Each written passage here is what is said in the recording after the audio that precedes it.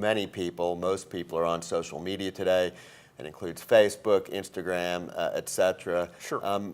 How should doctors think about interacting on Facebook, in particular when patients initiate the contact?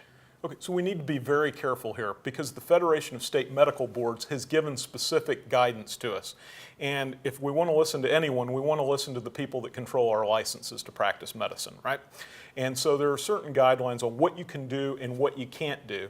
And I think that it's not terribly difficult if it's explained to you and you have some policies in place.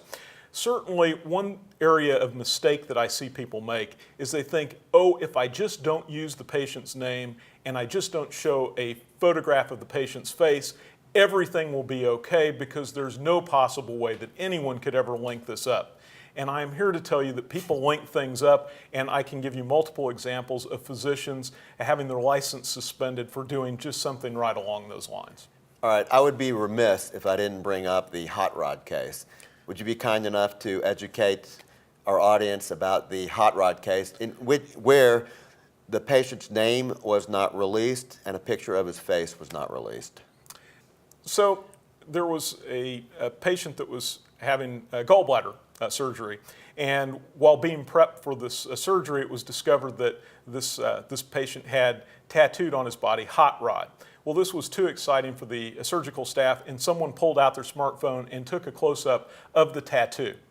And it was, no one told the patient at the time, and the patient only found out about it some weeks later when contacted by media requesting an interview about his hot rod tattoo.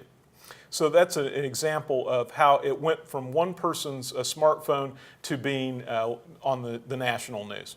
So what happened to that doctor? The honest answer is it was not pretty. There were a number of different sanctions involved, as well as remedial, and there was a lawsuit. So what happened involved attorneys, and so I can always tell you that when attorneys are involved, it's not a happy scenario. Certainly not in this particular case. No, that's correct. All right. For more information or to join our mailing list, sign up at info@medicaljustice.com.